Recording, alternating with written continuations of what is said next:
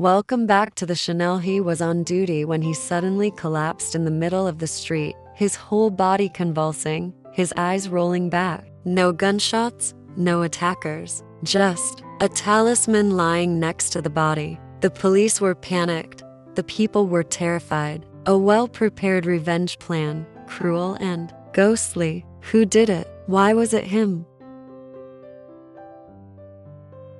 Early in the morning, when the sky was still misty and the forest was still cold, Sinnhat and his mother quietly crossed the path leading to the bamboo forest. No one said a word. On his mother's back was an old basket, and in her hand she tightly held a cleaver whose blade had worn out over the years. Her eyes were sharp as a knife, not looking forward but always glancing back where Sinnhat was quietly following. At the edge of the bamboo forest, his mother stopped and sat down on the flat ground. Go inside and get bamboo shoots. Remember to choose the ones that have just sprouted and have not cracked at the top. Don't touch the ones with yellow leaves around their feet, his mother instructed, her voice hoarse and decisive like an order. Without asking why, Sinnhat nodded and quickly made his way through the dense bamboo bushes.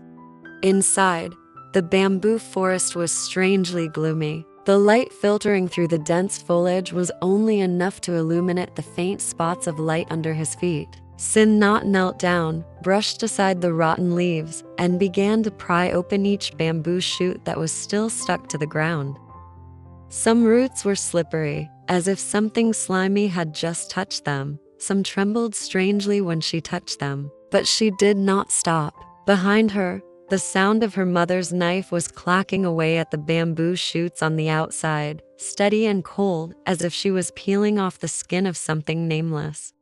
The village was shrouded in thick fog. The sky was gray, as if signaling something ominous. The sound of Hang's motorbike engine echoed in the silent mountains and forests. He did not bring a loudspeaker, nor was there anyone with him. He was alone, literally, in a strange, remote place, full of invisible, lurking eyes.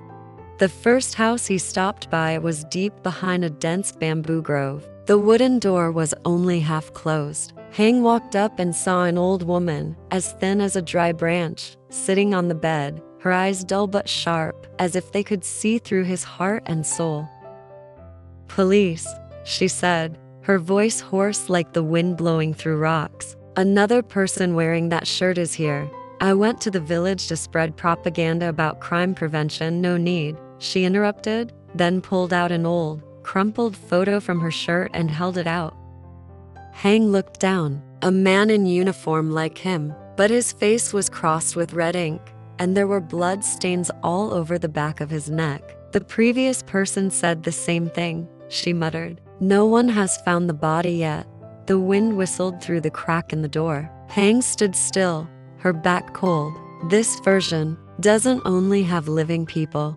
Although the atmosphere was getting more and more creepy, Hang still stood firm. His heart was pounding, but his voice was firm and clear. "You have to do your duty. Preventing kidnapping, drug trafficking, fraud. You need to know these things."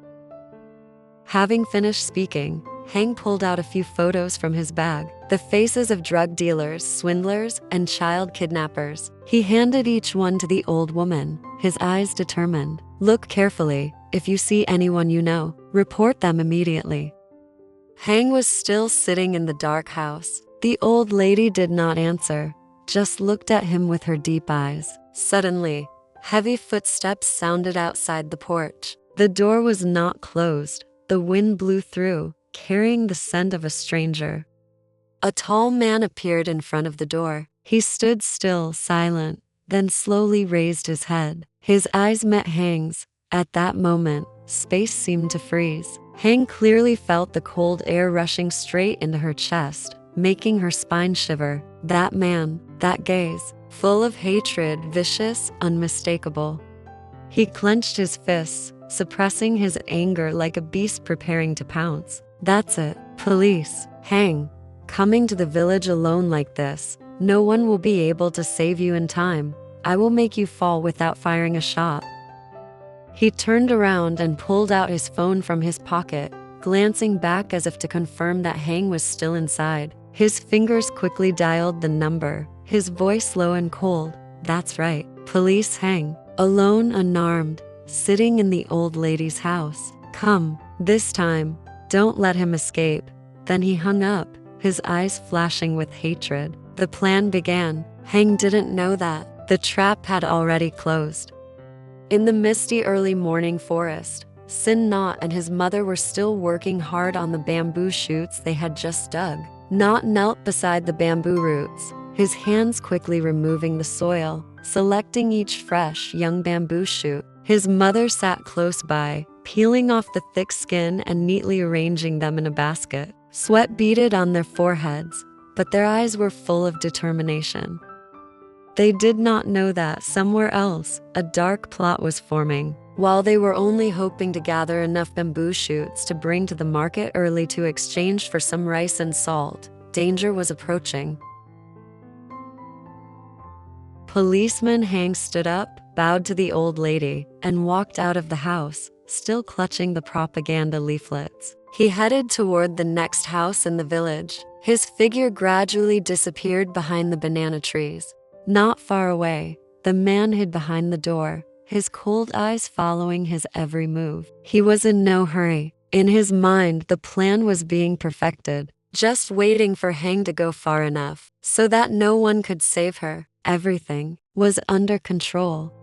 Hang had just left. Just a few minutes later, a woman appeared from the trail behind his sister, also his most trusted accomplice. Without waiting for a greeting, he pulled out from his pocket a flaming red amulet, old and filled with a strange scent, and thrust it forcefully into her hand. He's a policeman.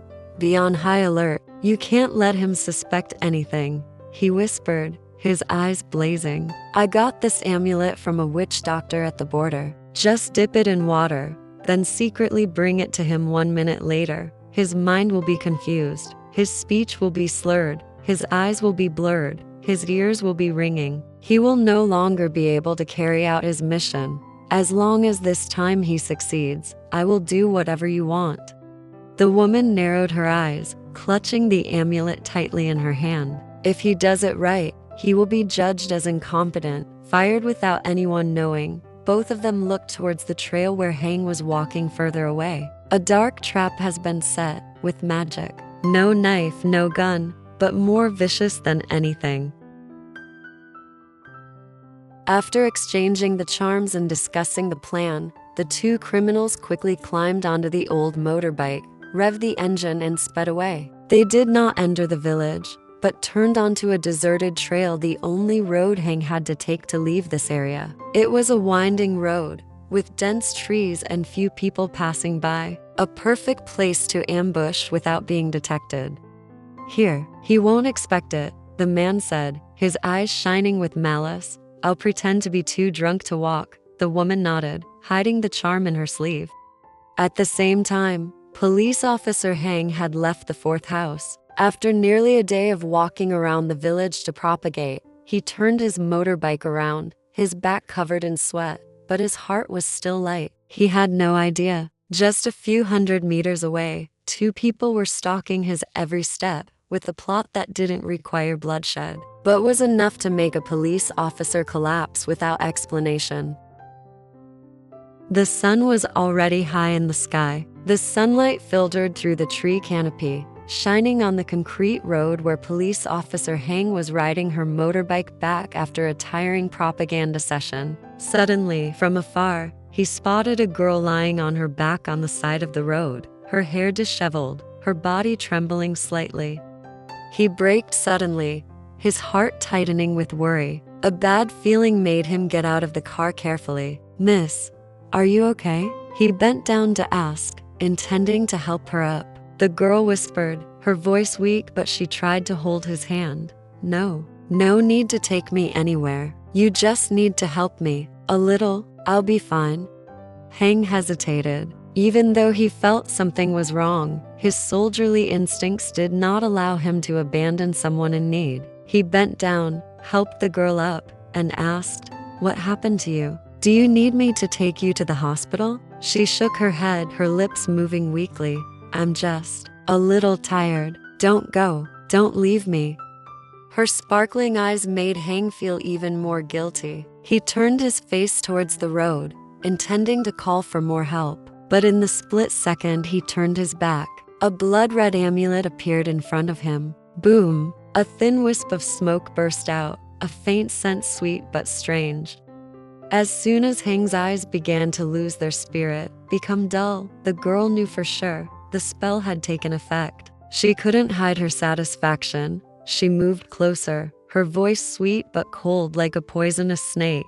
Now whatever you say. I have to do it, understand? Hang nodded slowly, soullessly. Call me wife. Wife, he repeated like a machine, his voice full of infatuation. The girl's smile became even more sinister. Hug me. Hug your wife. Without hesitation, Hang opened her arms and hugged her tightly, as if she were the most important person in her life. She couldn't help but shiver at the power she was holding, turning a policeman into a puppet under her hands.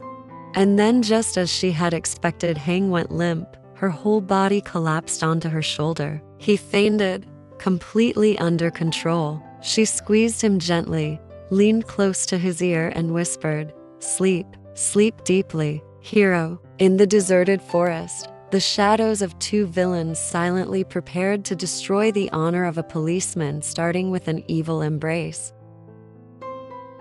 The other guy saw that Hang had completely collapsed, so he stepped out of the bushes, raised his phone to film the entire scene. Hang was hugging the girl, her head leaning on her shoulder, unconscious as if she had just done something sinful. He panned the camera everywhere, recording every detail: the dim light, the deserted forest, the amulet falling on the ground, all to serve his dirty plot. After filming, he called out, "Wake up, officer. Wake up."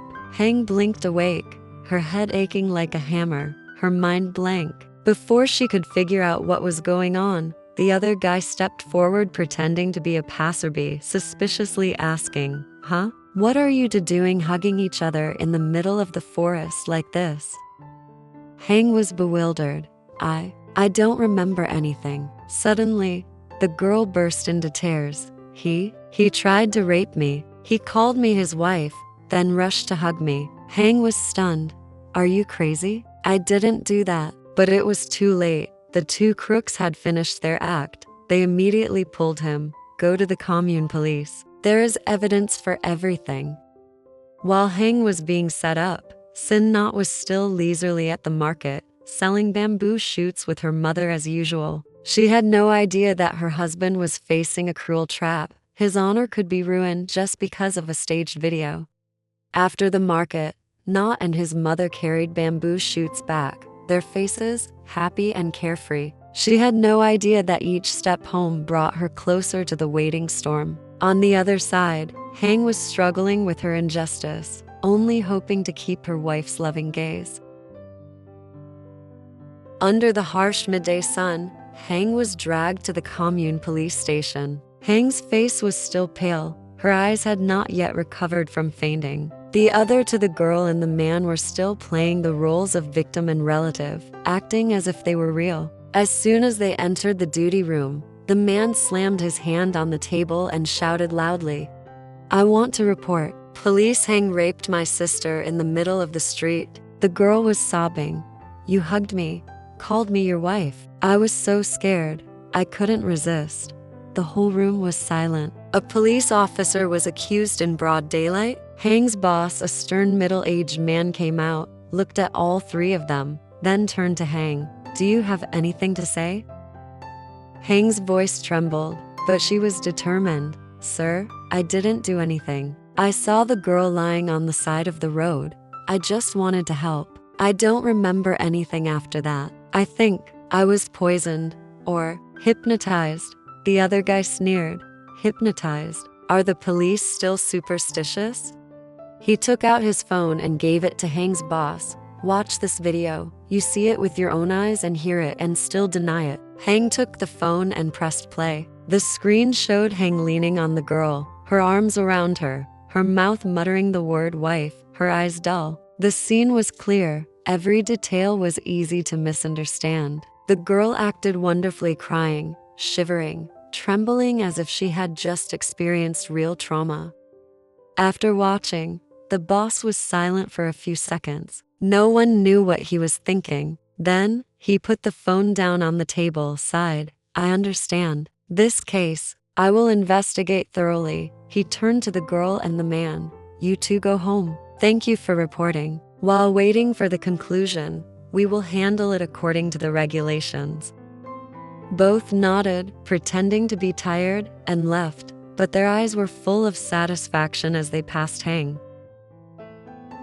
The boss gently said to him, You, go home and rest. You don't need to work today. Just go home. I will handle this myself. Hang wanted to say something more, but her throat choked. He bowed his head, greeted his boss, and quietly walked out of the headquarters. The sun was still hot, but Hang's heart was cold. He knew he had just fallen into a very cruel trap. And the scariest thing was that the trap had been calculated for a long time, aimed directly at him, a policeman. Arriving home, Cheng walked slowly. Her figure slumped as if she had just gone through a big storm. His shirt was wrinkled, his eyes were tired, and his legs had no strength left. SNN's mother was peeling vegetables on the porch. Seeing that, she immediately stood up. Cheng, what's wrong? Your face is pale. Is something wrong? Cheng paused for a moment, her eyes looking at her silently. He wanted to say something, but then just shook his head slightly, forcing a smile. It's okay, Mom. It's too hot at work today, so I'm just a little tired. She wanted to ask more, but HGG had already walked quickly inside. Seeing SNN, Hang wrapped her arms around her tightly. Without a word, he leaned his head on his wife's shoulder, his eyes closed as if he wanted to find some peace in the chaos inside. SNN gently rubbed his back, feeling her husband's heart beating rapidly. She didn't know what had happened, but clearly Hang had just escaped something very bad. Mẹ là suối mát giữa đời, cho con tắm gội những lời yêu thương. Dẫu đi trong ngả muôn phương, lòng con vẫn nhớ mái trường mẹ ru. Gió sương mẹ gắng chẳng từ, chỉ mong con trẻ nên người.